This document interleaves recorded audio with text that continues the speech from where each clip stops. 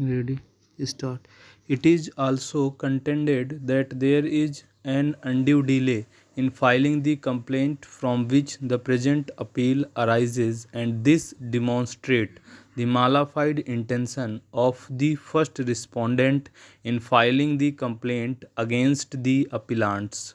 Learned Senior Counsel for the appellants relied on the decision of this court in State of Karnataka versus L. Muniswamy 1977 to SCC 699. Stop. In that case, the prosecution alleged that 8 of the accused had conspired to kill the complainant. Stop. The Karnataka High Court quashed the proceedings on the ground that no sufficient ground was made out against the accused. Stop. A three-judge bench of this court in the appeal dismissed with the following observations.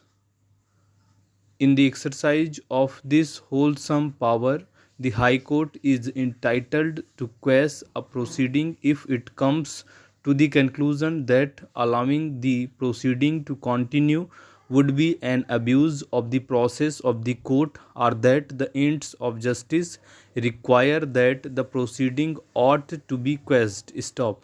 The saving of the High Court's inherent powers both in civil and criminal matters is designed to achieve a salutary public purpose, which is that a court proceeding ought not to be permitted to degenerate into a weapon of harassment or prosecution. In a criminal case, the veiled object behind a lane prosecution, the very nature of the material on which the structure of the prosecution rests, and the like would justify the High Court in quashing the proceeding in the interest of justice. Stop.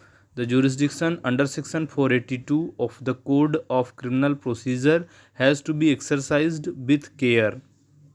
In the exercise of its jurisdiction, a High Court can examine whether a matter which is essentially of a civil nature has been given a cloak of a criminal offense. Stop.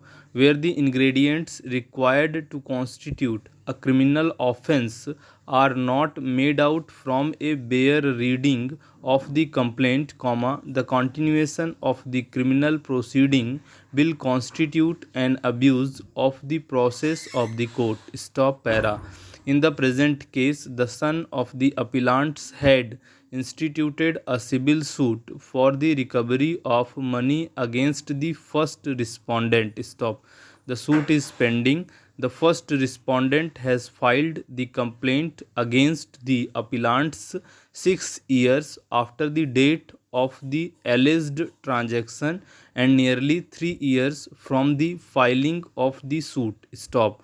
The averments in the complaint read on its face do not disclose the ingredients necessary to constitute offences under the penal code. Stop. An attempt has been made by the first respondent to cloak a civil dispute with a criminal nature despite the absence of the ingredients necessary to constitute a criminal offense. Stop. The complaint filed by the first respondent against the appellants constitutes an abuse of process of court and is liable to be quashed. Stop. Para. From the above, it is relevant that in Professor R.K. Vijay Sarthi Supra, the Honorable Supreme Court has clearly held that the jurisdiction under Section 482 of the Code of Criminal Procedure (CRPC) has to be exercised with care, and in the exercise of its jurisdiction, the High Court shall examine whether a matter which was essentially of a civil nature has been given a cloak of a criminal offense. Stop. Whether the ingredient required to constitute a criminal offense are not made out from a bare recording of the complaint, the continuation of the criminal proceedings will constitute abuse of the process of the court.